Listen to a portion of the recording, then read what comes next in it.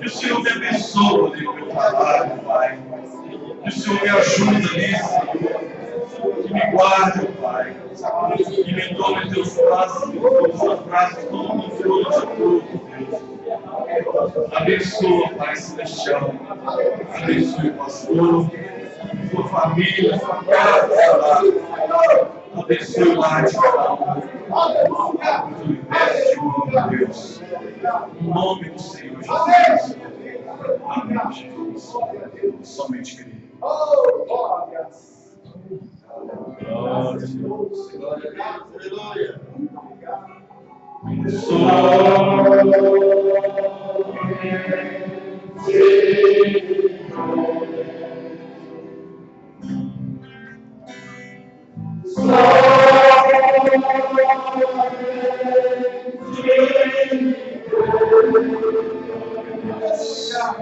Glória a Deus. Aleluia.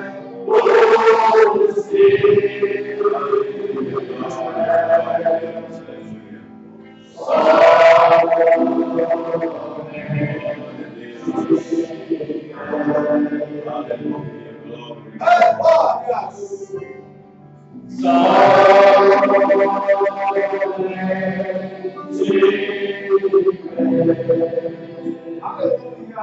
Glória a Deus. Aleluia.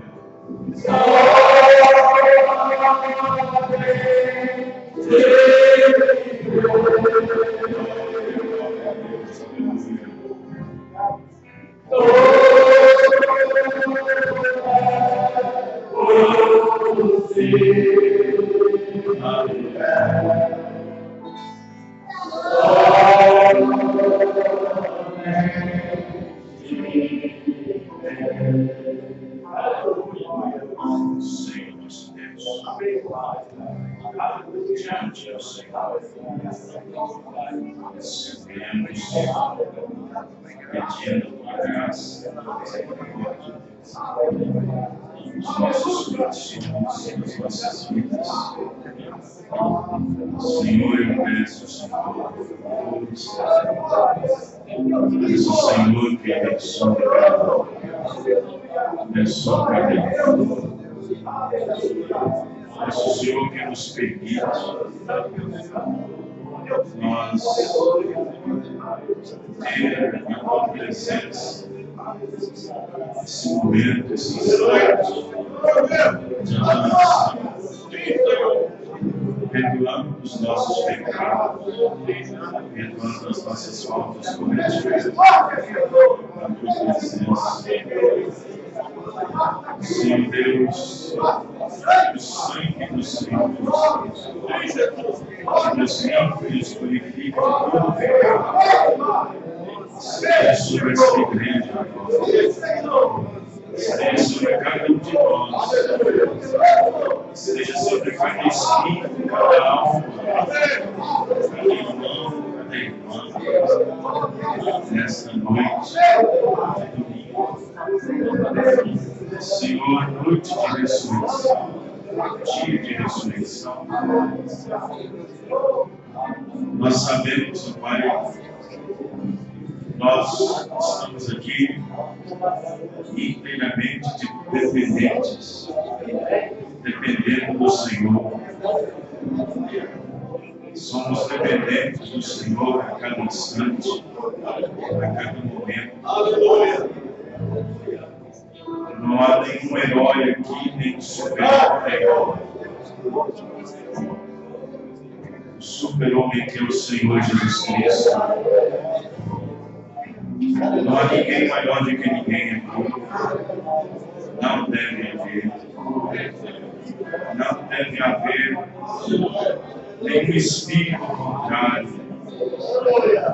Não deve ter desavença. Não deve ter desigualdade na fé.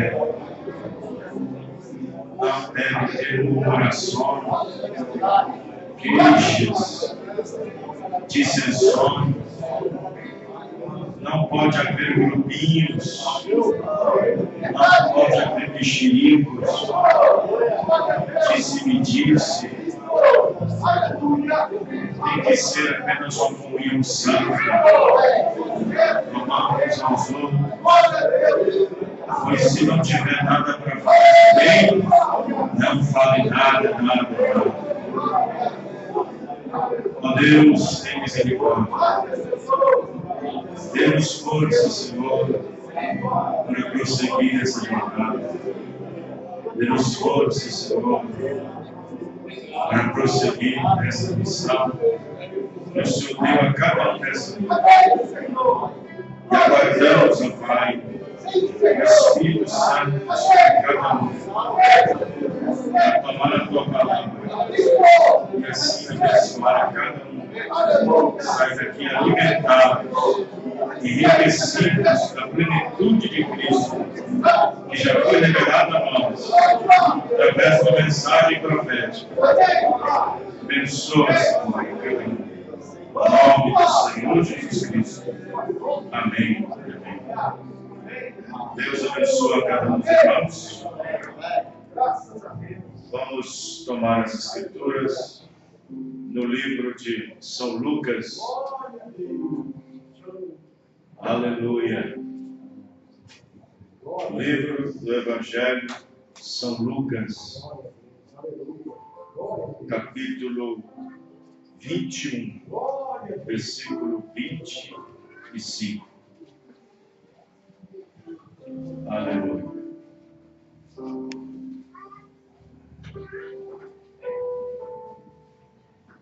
Nessa noite, eu quero falar um assunto um pouco bem diferente.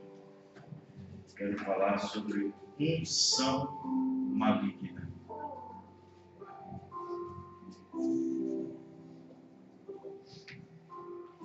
Lucas 21, verso 25. Deus abençoe cada um dos irmãos. A graça do Senhor esteja com cada um. Logo depois da reunião, a gente vai dar ceia à irmã Dinéia e o irmão Rico, que não puderam estar no domingo passado. Amém? Amém. Lucas 21, verso 25. E haverá sinais no sol, e na lua, e nas estrelas, e na terra angústia das nações, em perplexidade pelo bramido do mar e das ondas, homens desmaiando de terror, na expectação, isto é, na expectativa, na espera das coisas que sobrevirão ao mundo, porquanto os poderes dos céus serão abalados. Agora, no livro de Apocalipse, capítulo 3,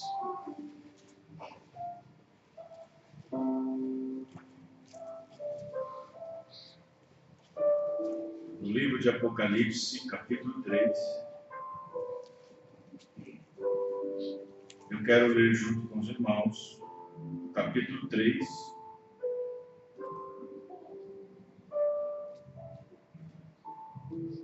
versículo 14, falando da sétima era,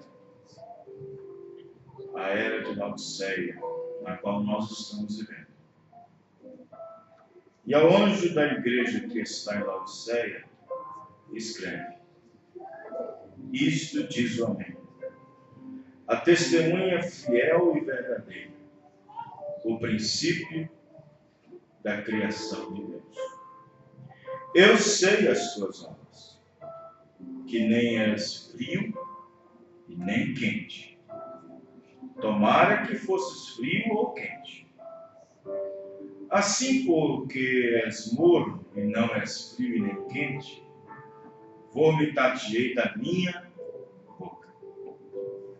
Como dizes, rico sou e estou enriquecido, de nada tenho falta, não sabes, aí que está, existe uma unção nas pessoas que não sabem que és um desgraçado, que não sabe que é miserável, que não sabe que é pobre, que não sabe que é cego e que não sabe que estás nu.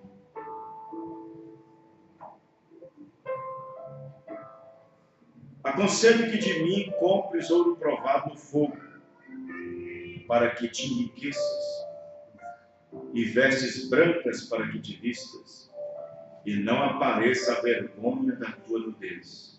Isso aqui não é questão de roupa não, tá, irmãos? Vestes brancas aqui, no caso, é vestir-se da armadura de Deus, que é a palavra. A nudez é a nudez espiritual que a era Laodiceia está. Ela foi desnuda através de sistemas políticos e humanos, e eles tiraram a roupa espiritual da igreja. A igreja ficou nua. E aí o Senhor quer vesti-la com a palavra. Amém? Não é nudez aqui.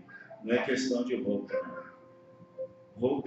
Roupa cristã é um hábito, é uma forma de se santificar, de se separar a Deus e de mostrar a Deus que você está santificando o teu vaso. É um costume cristão, amém?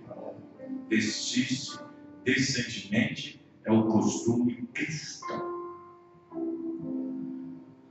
Senhor Deus, aqui temos uma porção da tua palavra. E a tua palavra é viva. Verdade. Glória a Deus. Tua palavra Aleluia. é aquela que nos alunia todo o tempo. Verdade. É aquela que está conosco desde que estamos com ela. Amém, Senhor. A tua palavra é lâmpada, é luz a iluminar o nosso caminho. Senhor Deus, somos gratos por tua salvação. Somos gratos que o Senhor tem nos concedido e nós concedimos a tua palavra nas nossas vidas, sabendo que há muitas coisas em nós que precisam ser mudadas, sabendo que há muitas coisinhas em nós ainda agarradas, há muitos carrapichos na nossa vida, há muitos carrapichos, há muitas coisinhas pendentes que precisam ser ajustadas, revistas. Mas somente pela graça do Senhor é que chegaremos lá, Senhor.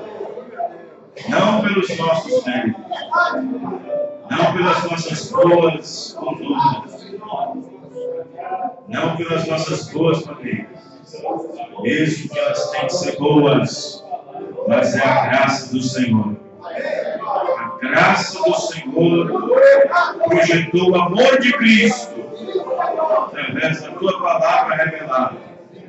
No nome do Senhor Jesus. Amém.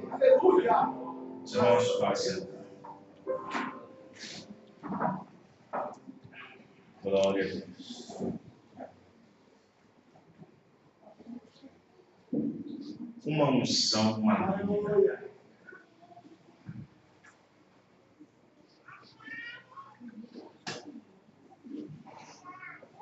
O profeta Irmão Branham disse numa mensagem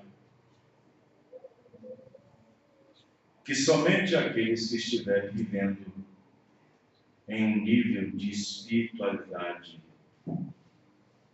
não digo maior, mas somente aqueles que estiverem vivendo um nível de espiritualidade, um nível espiritual mais próximo de Deus, ou mais próximo das coisas de Deus, é que saberão e sentirão e verão as consequências que de um modo invisível acontece na sociedade, cuja sociedade não consegue ver.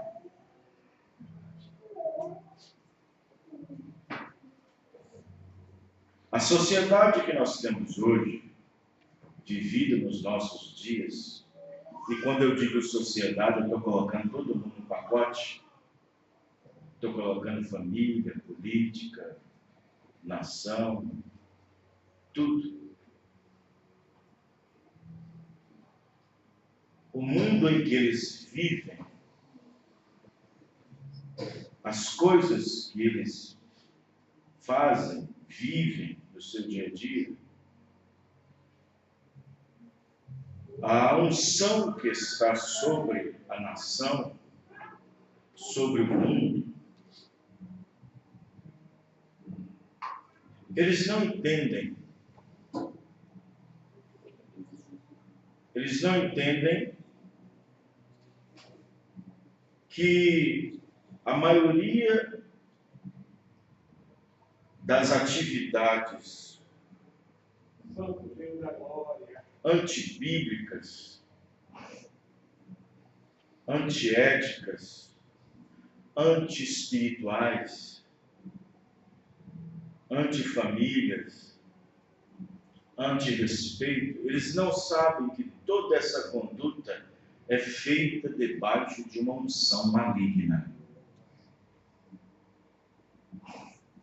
Uma unção.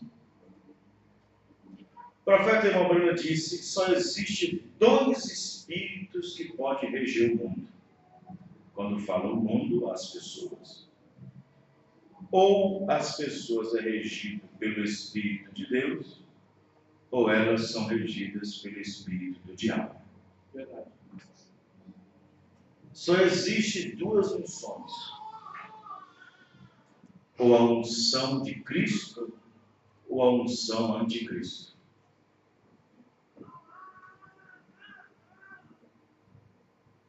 Não existe mais de 2 convergências em uma linha e um segmento. Ou é o bem, ou é o mal. Ou é o mal, ou é o bem. Não existe o mais preto e o mais branco. Ou é branco ou é preto. Ou é Deus ou é o diabo. Portanto,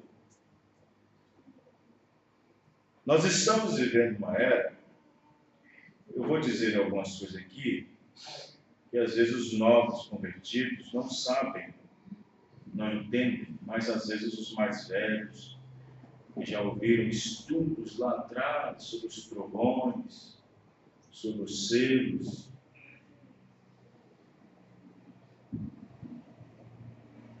O irmão Brana diz na mensagem a festa das trombetas. Por que Israel voltou para a Palestina em 1948? Para a festa das trombetas. Porém, eles estão lá até hoje e não teve a festa ainda. É verdade. Porque a última trombeta não tocou para eles ainda. Que é Moisés e Elias. Depois que a noiva for raptada. Por isso que o irmão Brana diz na mensagem, há umas que estão em questão agora, que Jesus vem entre a 6ª e a 7ª trombeta.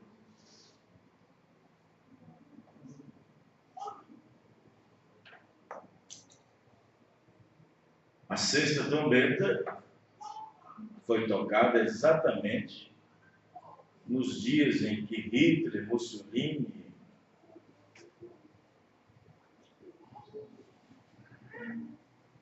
Stalin, Mussolini e Eichmann tocaram. E quando eles tocaram, esses 4 anjos reuniu os judeus para levar para a Palestina para receber a 7ª e última trombeta. Só que eles estão na sua terra natal hoje. E essa trombeta ainda não tocou.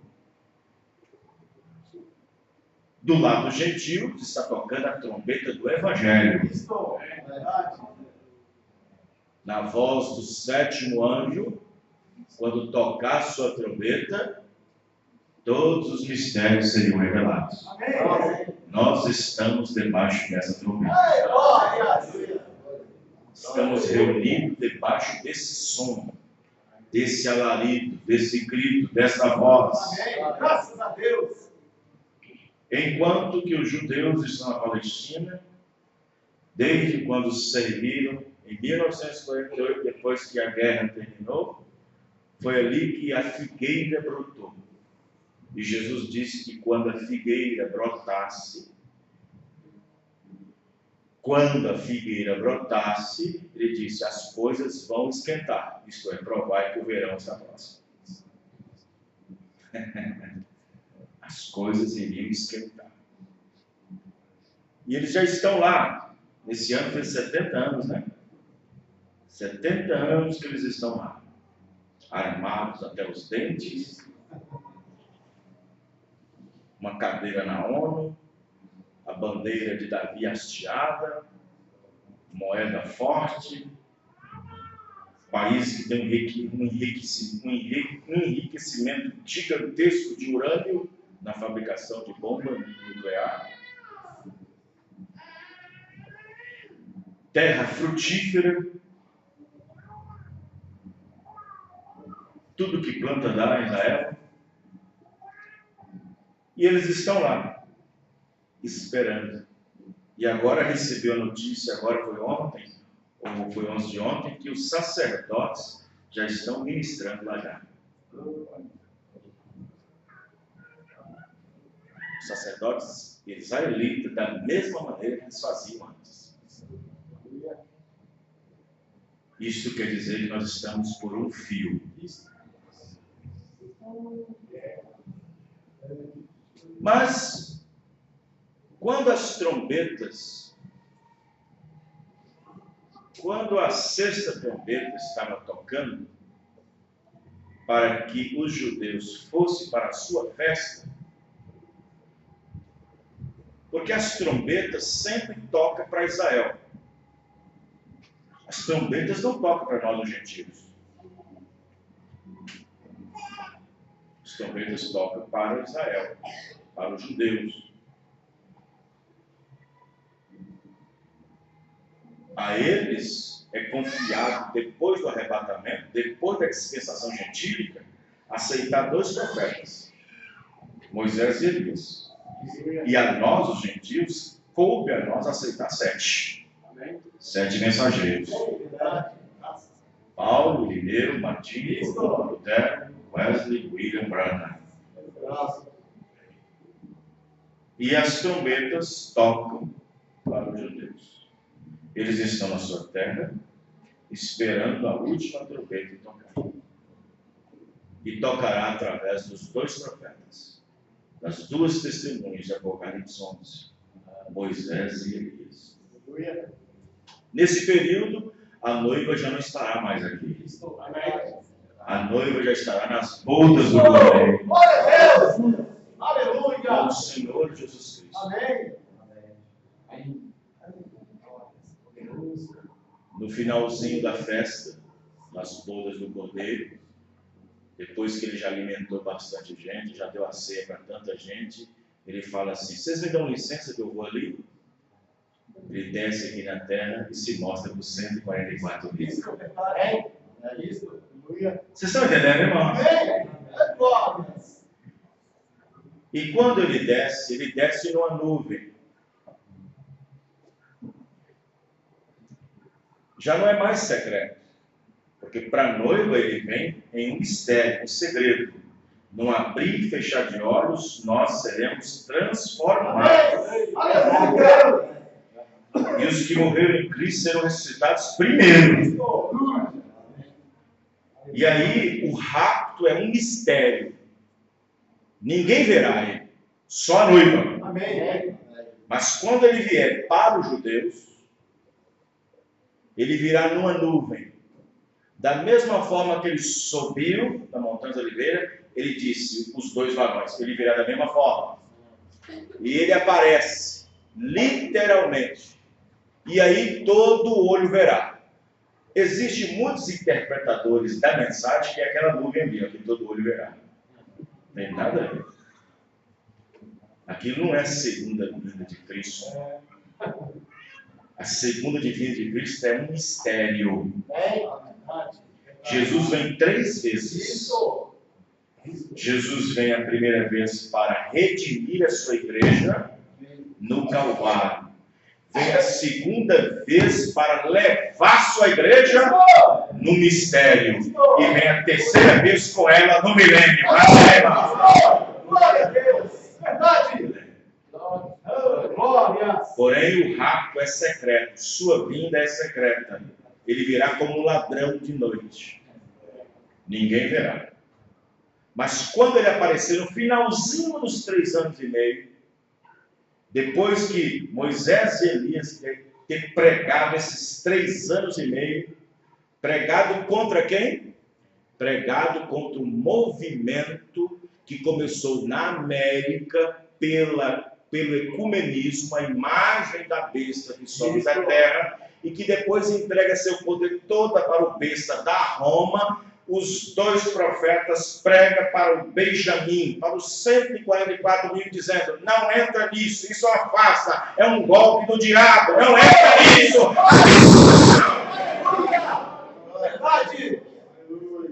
E eles vão, então, pregar contra esse movimento ecumênico, esse poder que foi levantado na terra primeiro pelo Concílio Mundial de Igrejas, espreitando todas as religiões a se unirem a ela. E quando se unirem a ela, esta besta que emerge da terra dará todo o seu poder para a besta que emerge do mar.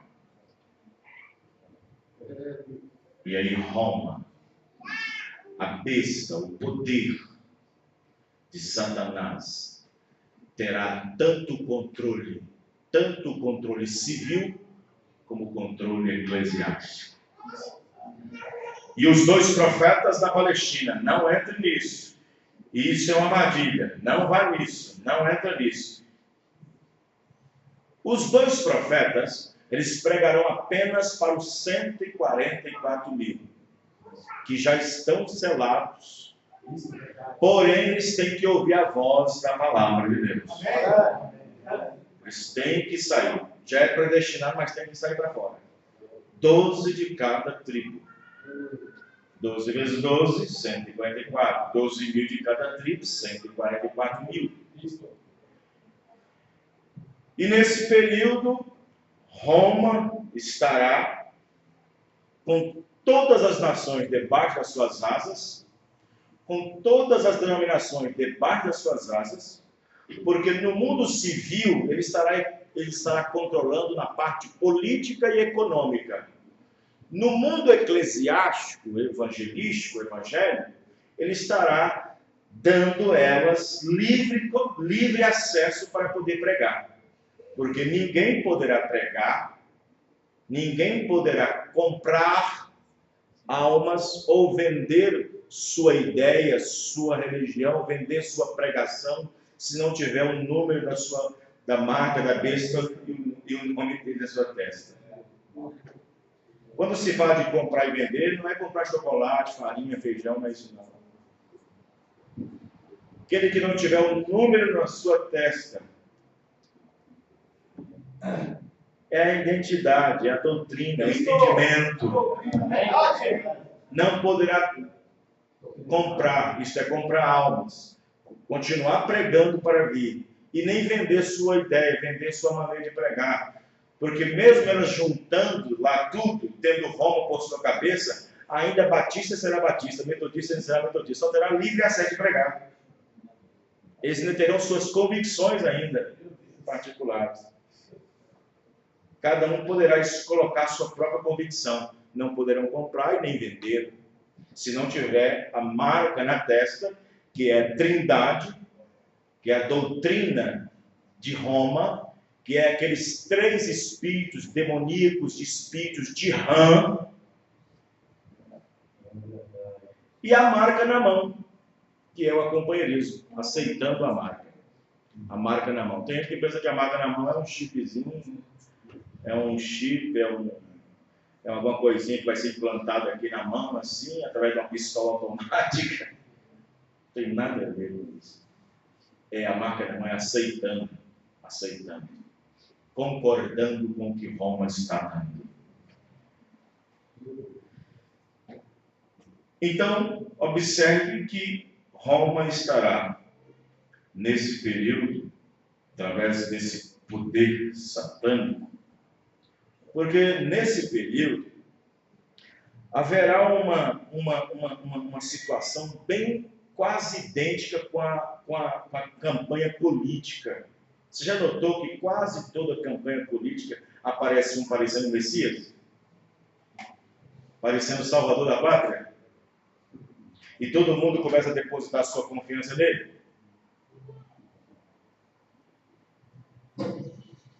Quando a coisa estava feia com Sarney, todo mundo colocou a confiança em Fernando Henrique. Quando a coisa estava feia com Fernando Henrique, entra Lula, todo mundo colocou a confiança em Lula. E agora que a coisa está feia desses 13 anos de poder, todo mundo está colocando a confiança em homem agora. E então haverá uma falsa pretensão salvífica no tempo da grande tribulação, porque esse diabo que encarna nesse plepotenciar de Satanás na terra, ele não vai vir mostrando suas garras de demônio, não. Ele vai vir pacificando as nações. Ele virá com uma pregação pacificadora, unilateral. Por um lado ele tem o diálogo, por outro lado ele tem um bolso cheio. Tem a riqueza do mundo, que é o Vaticano, que é Roma, todo o ouro do mundo. Quem está entendendo, irmão? Glória a Deus. E todo mundo cairá sobre a sua falsa pretensão salvífica. E isso vai atrapalhar um pouquinho os ouvidos dos judeus naquele dia. Porque é exatamente isso que os 2 profetas vão estar pregando. A festa das trombetas, quando os profetas estiverem pregando, é para estabelecer o culto que antes não tinha. E que agora eles podem ter, desde que derrube essa mesquita de Omar. Que está no templo, nas bases do templo que Salomão se levantou lá em Jerusalém. Porque a mesquita de Omar está sendo a mesquita de Omar que foi levantada e pisada pelos gentios, conforme a visão de Daniel na 70ª semana, que é a abominação abençoadora, está lá até hoje, pisada pelos gentios. Mas ela precisa ser destruída para que os santos, os judeus, pisem e tornem a oferecer de novo aquele sacrifício. Amém, irmão? E se você observar que Jesus não vem enquanto o culto não estiver estabelecido. O culto tem que estar estabelecido para Jesus aparecer para eles no final dos 3 anos e meio. O culto tem que estar estabelecido. Isto é, o templo tem que estar erguido, os sacerdotes têm que estar fazendo o mesmo trabalho. Estão entendendo, irmãos? Bom, o que acontecerá? Quando esse falso salvador da pátria estiver na terra, isso é depois do arrebatamento. Esse falso implantador, pacificador, que é a besta, o diabo mesmo, que já está encarnado no homem na terra,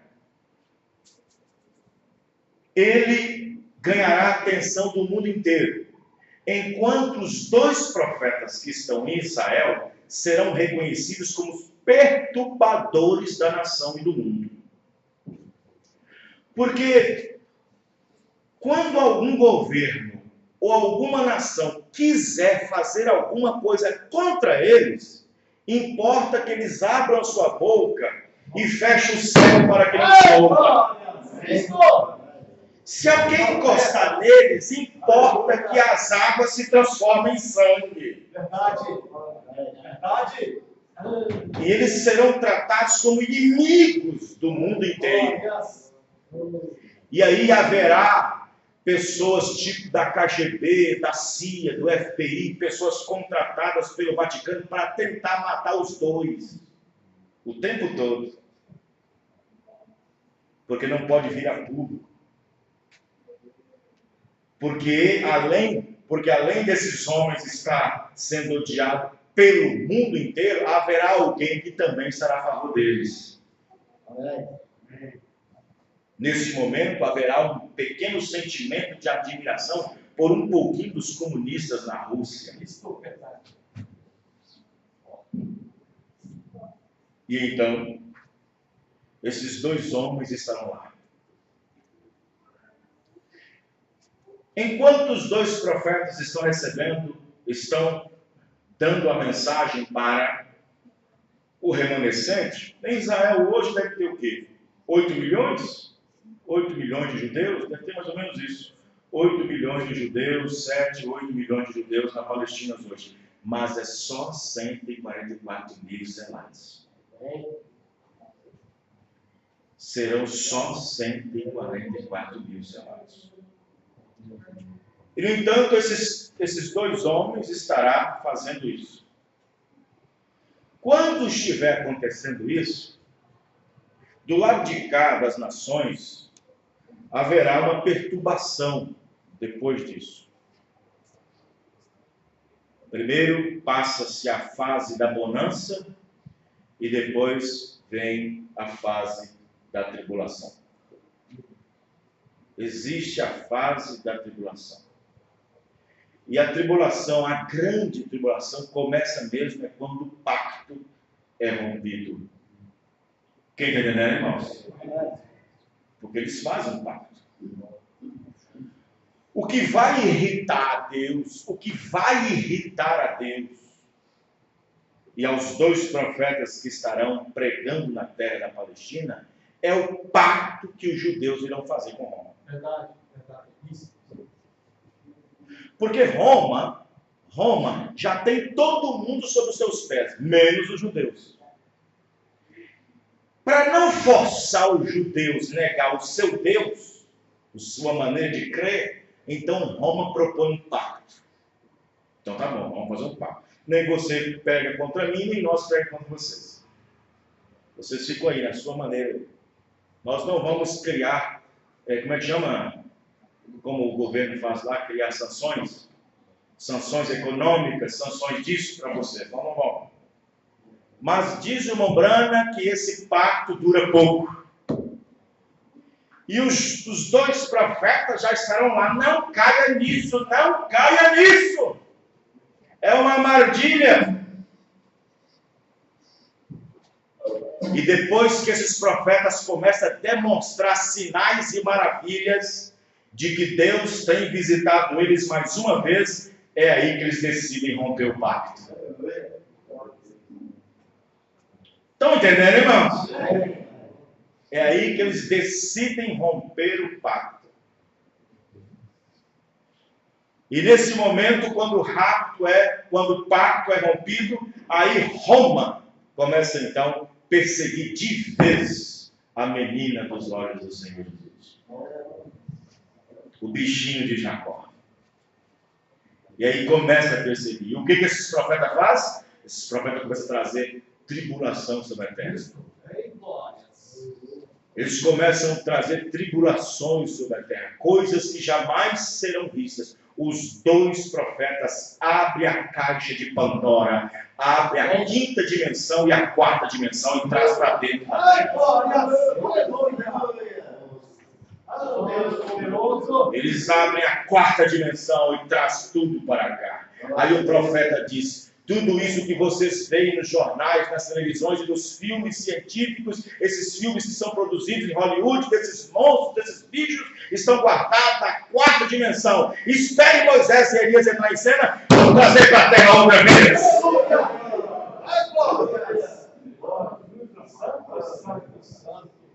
Mas eu não sei como a Bíblia não me diz, mas eu não sei como, eu já li todas as mensagens, comprando 70 semanas Daniel, todas as 70 semanas, 154 mil, as Viginés, já li todas as com respeito a isso, não sei como eles serão pegos e mortos, como eles deixarão ser pegos. Eu acho que eles deixarão ser pegos igual Jesus quis deixar ser pego no jardim de Getsêmani.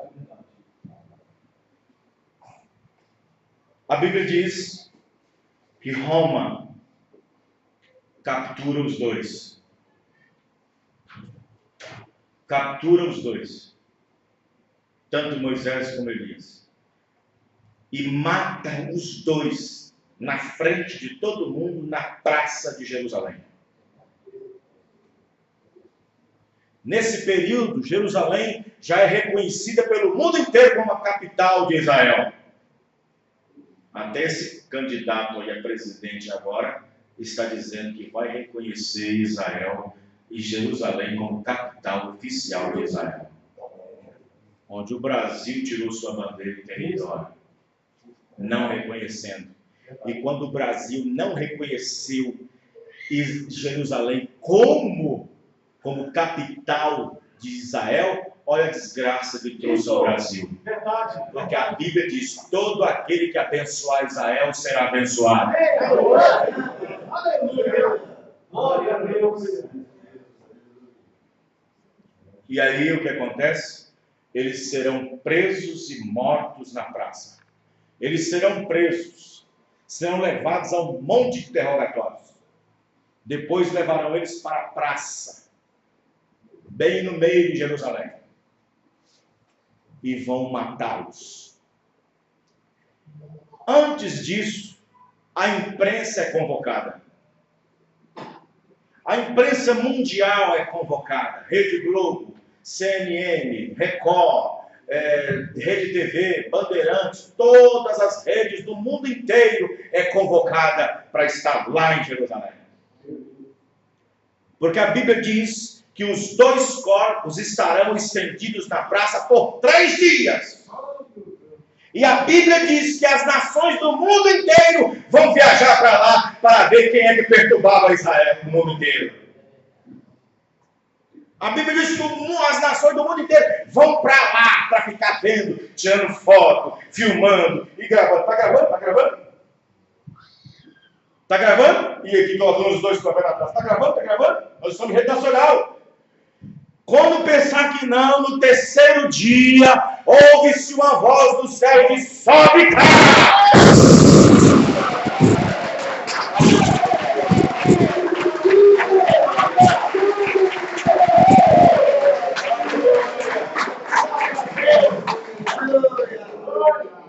E no 3º dia, há uma voz que vem do céu e diz: sobe cá! E eles começam a flutuar do chão.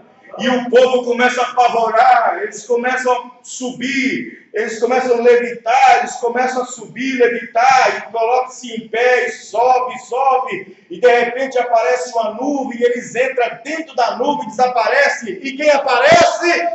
Jesus! E quando Jesus aparece, a Bíblia diz que todo olho verá, todas as câmeras de televisão, todo mundo.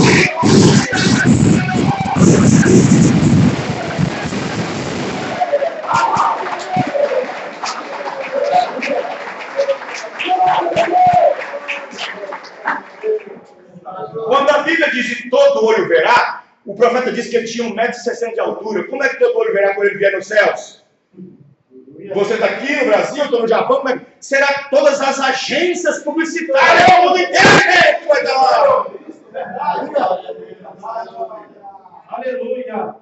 Vai estar passando na internet, no YouTube, em todas as redes canais do mundo inteiro. Mas o que ele fará? Você acha que eles vão rir? Você acha que vão agradecer? Pelo contrário, a Bíblia diz que nesse momento eles dobrarão seu joelho no chão e diz: agora nós estamos mortos, porque vem aquele todo-poderoso e nós agora estamos mortos. A Bíblia diz que eles se ajoelharão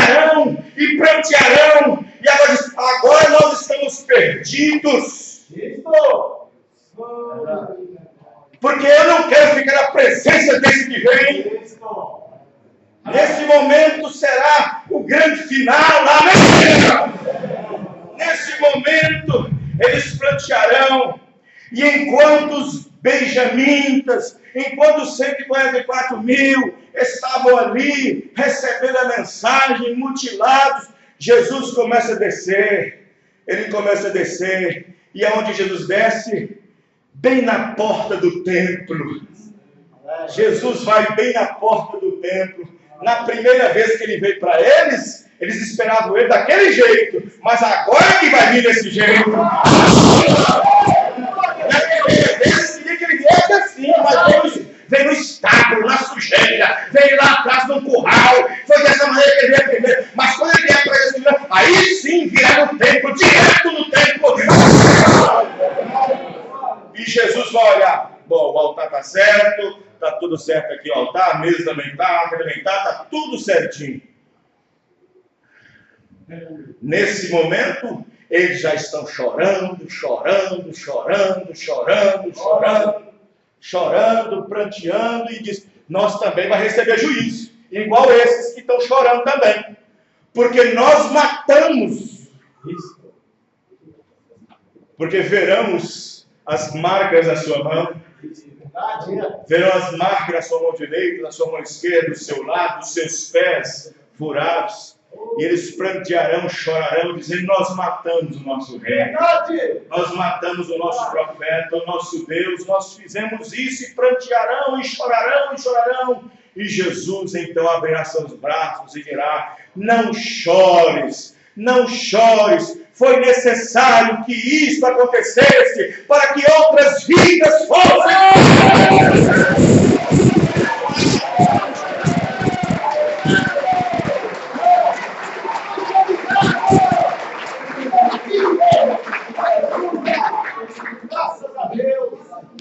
Mas eu quero falar para os irmãos uma coisa. Antes que a luz apareça, as trevas ficam mais fortes. Qualquer cientista, qualquer pessoa sabe disso. Antes que a luz apareça, você pode observar que a noite de meia-noite, 1 da manhã, é diferente da noite de 4 e meia da manhã. Quase rompendo a aurora.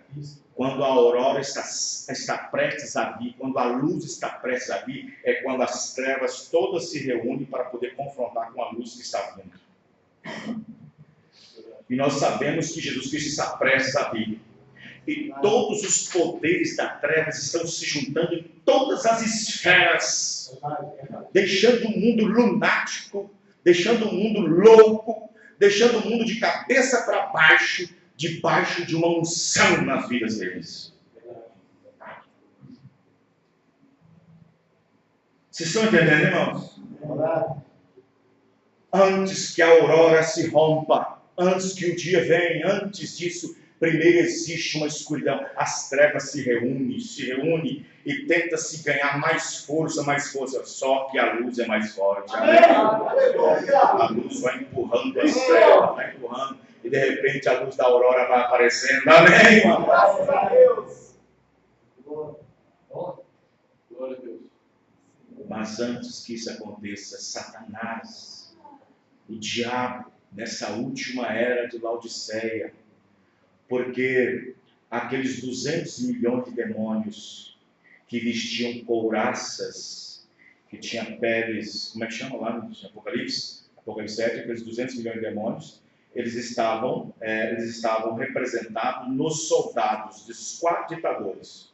Os 200 milhões de demônios estavam representados nos soldados dos 4 ditadores: Mussolini, Hitler, Eichmann e Stalin. Esses 200 milhões de demônios estavam presos junto ao rio Eufrates. Por isso que a palavra de Deus não podia ser produzida. E eles estavam manifestados naqueles homens, como a Bíblia diz, como parecendo gafanhotos, com suas grandes lanças.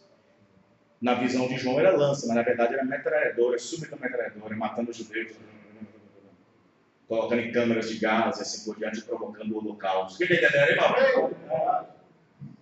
E aí, quando termina a Segunda Guerra Mundial, existe uma paz momentânea sobre a Terra. Deus dá uma ordem do céu e diz para os 4 cantos da terra, para os anjos: segurem um pouco até que cumpra o número dos seus conservos. Já tem os judeus voltando para a Palestina e o número dos conservos é para ele bater o que resta. Não destrua o mundo por inteiro ainda. Conserve um pouco, até que assinar nas suas testas o número dos seus conservos. O mundo não pegou fogo totalmente por causa disso ainda. Estão entendendo, irmãos?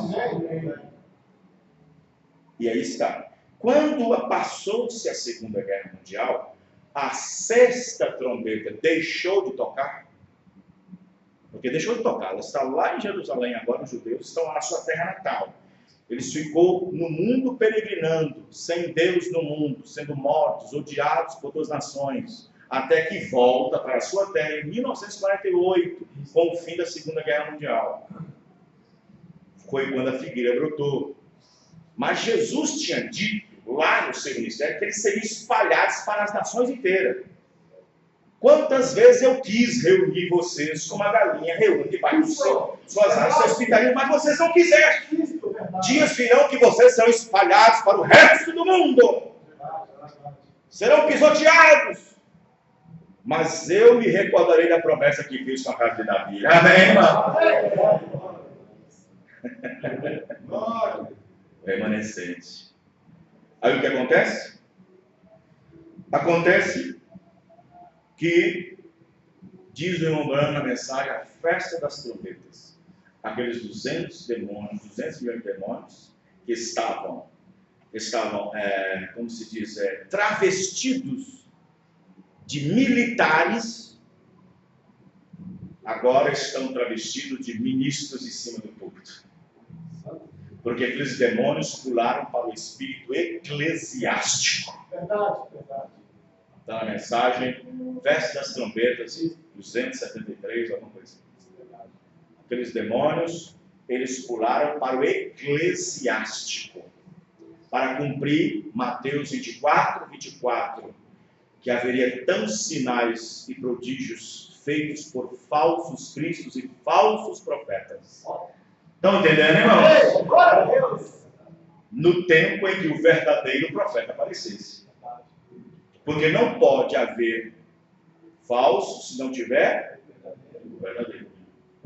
Só existe falso porque existe o verdadeiro. O falso jamais seria conhecido se não tivesse o verdadeiro. Vocês estão entendendo? Amém. A nota de R$100 falsa jamais seria conhecida se não tivesse a verdadeira para provar que ela é falsa. Vocês estão entendendo? E jamais nessa última era teríamos falsos cristos e falsos profetas se o verdadeiro profeta não estivesse aqui na terra. E no que é verdadeiro militamos. Amém, irmão?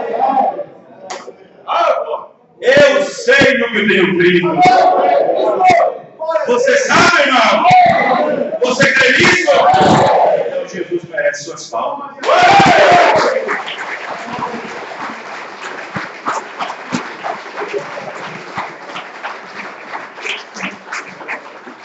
Mas, pastor, como fugir dessa unção demoníaca, tanto no mundo como religiosa? Aí você pergunta para mim, pastor, qual é pior? A unção que está no mundo lá, crítico, o mundo dos jogos, das danças e das maconhas e dos não sei o quê, ou do espírito que está nas religiões? Eu digo para você, nas religiões é pior. Porque no mundo lá, ímpio, torce a sua conduta de viver. No mundo religioso, torce a sua maneira de crer em Deus.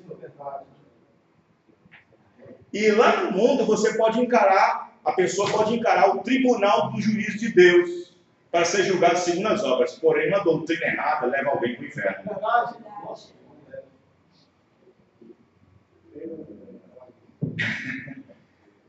Vocês entenderam, irmãos? Mas, pastor, como poder sair dessa unção demoníaca? É fácil. Só tem uma forma. Como sai dessa unção demoníaca que está sobre o mundo ímpio e religioso? Porque o mundo religioso hoje, irmão, está uma vergonha. O mundo religioso, denominacional, de igrejologia, o mundo chamado evangelho, está uma desgraça. Mas como sair dessa unção? Como sair dessa unção que está lá nos ímpios e dessa unção desoladora que está nas religiões? Só tem uma forma: recebam o espírito de galardão. Amém? Quem recebe um profeta na qualidade de profeta, recebe galardão de profeta. Peço as palavras outra vez.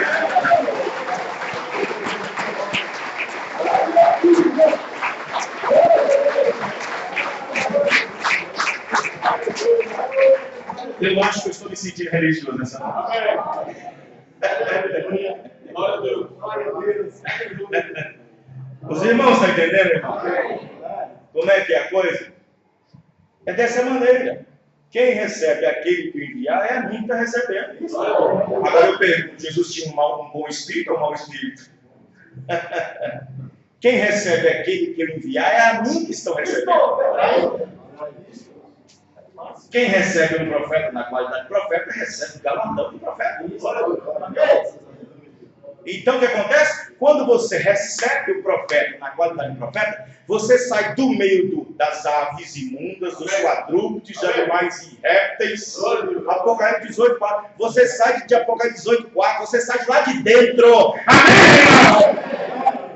Você sai de dentro, sai dela, povo meu! Então seja participante dessa unção maligna!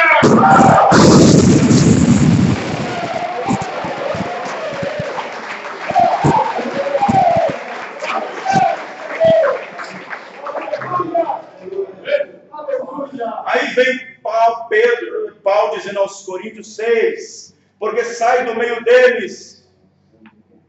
Amém. Graças a Deus. Porque sai do meio deles. Não sejam participantes. E eu vos receberei.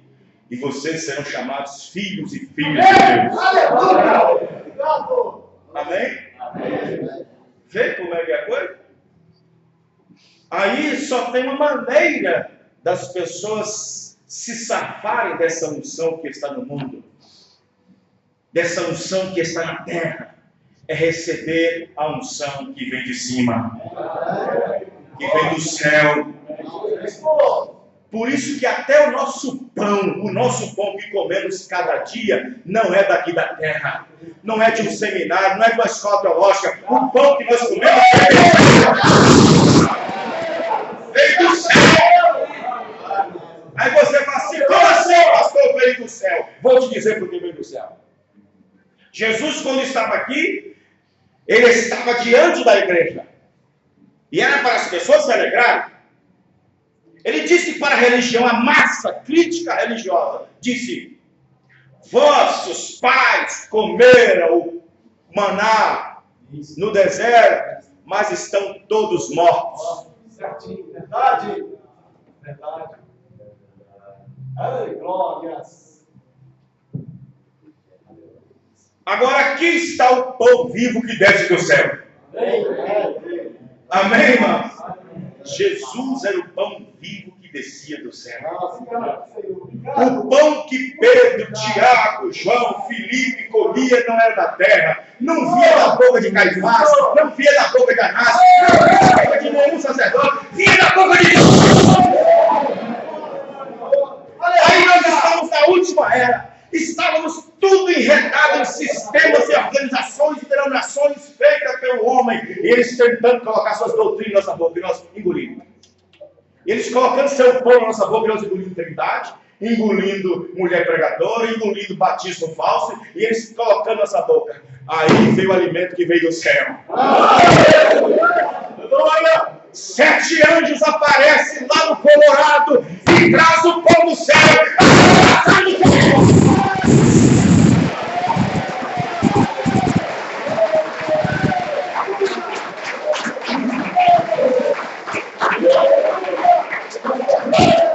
Tivemos o pão que desceu do céu.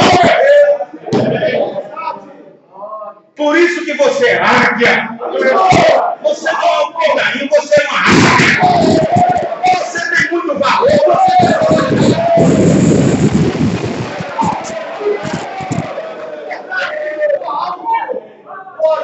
Deixa o diabo fazer o que quiser. Deixa o diabo te falar um monte de coisa da sua vida. Deixa o diabo te estragar, te esfolar o que quiser. Mas a semente que foi semeada no seu coração, ela não corrige.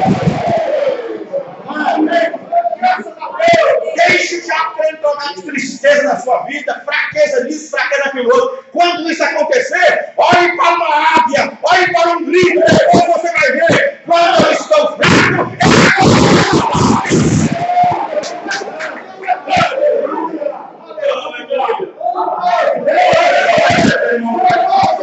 o profeta Mohammed, Satanás está tentando fazer com que vocês pensem que é uma gentinha acovardada. Ele está gritando no vosso ouvido. Não creia nisso. Vocês são o povo mais poderoso que existe.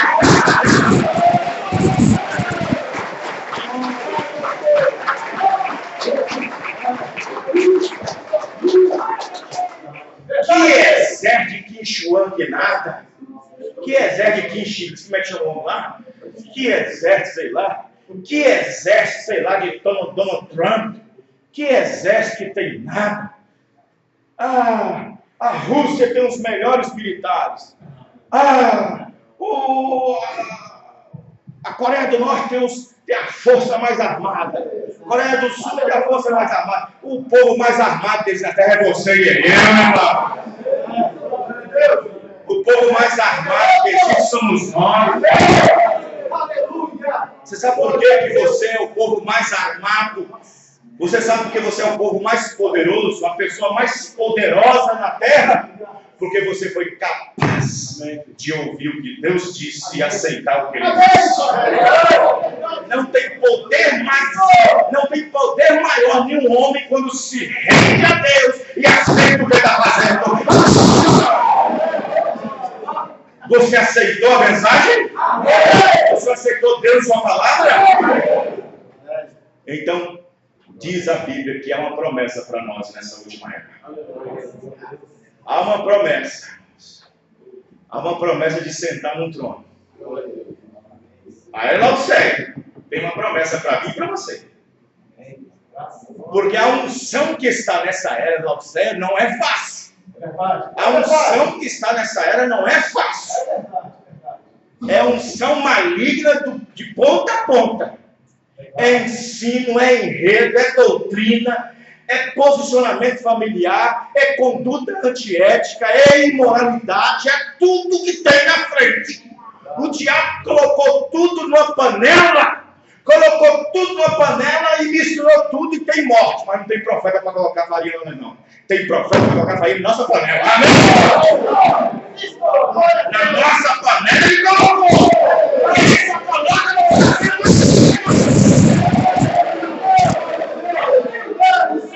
porque aquele que está em cativo e cativeiro vai. Um abismo chamou de abismo. Isso é verdade. Verdade. O anjo dessa última era, essa unção maligna, essa atmosfera pesada, somente pessoas que vivem em níveis bem pequenos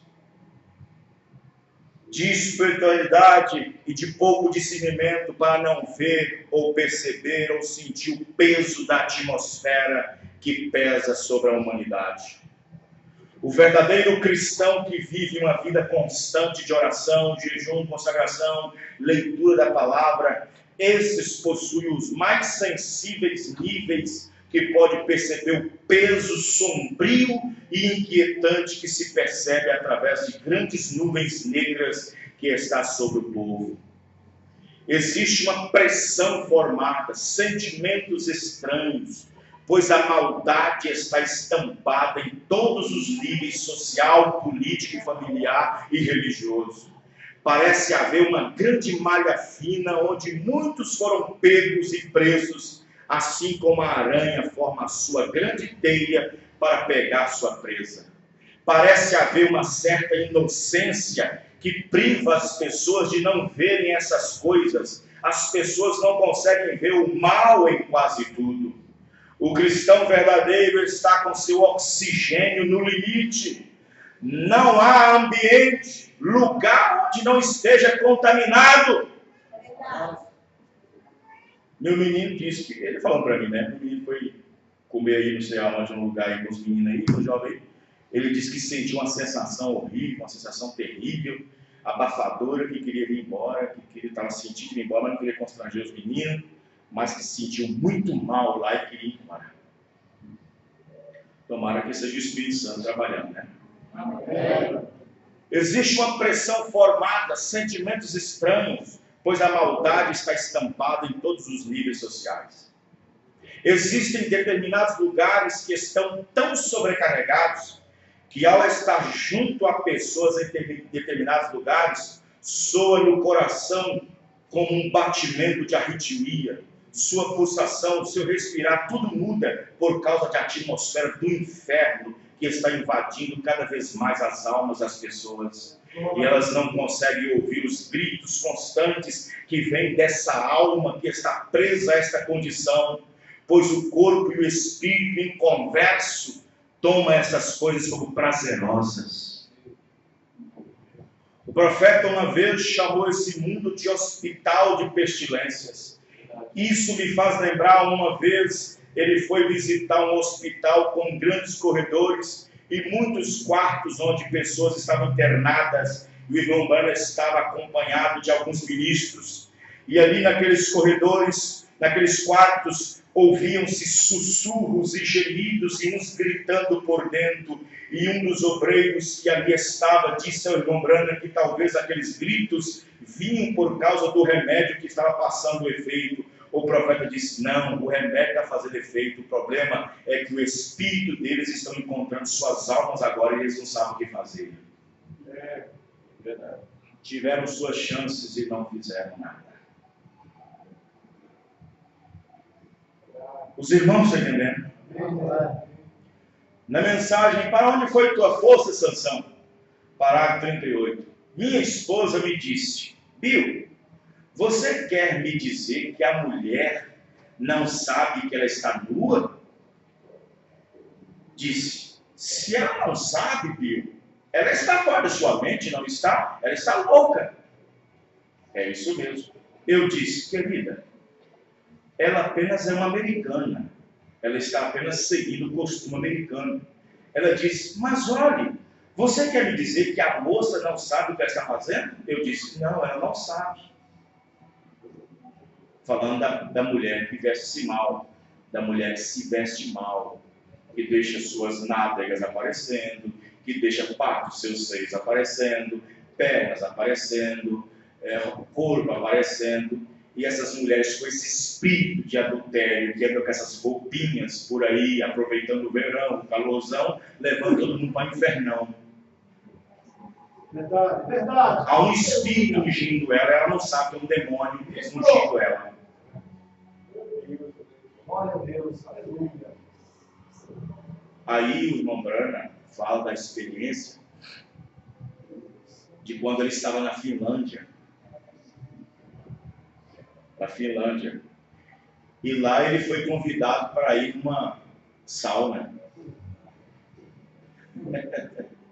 Para ir numa sauna. Um amigo dele convidou ele para a sauna. E nessa sauna havia mulheres e homens tudo junto. O irmão Branham disse: eu nunca entrarei num lugar desse. Jamais. Aí o doutor olhou para ele e disse: irmão Branham, e lá no seu país que as mulheres abrem suas pernas para um homem chamado ginecologista e olham para o fundo dela?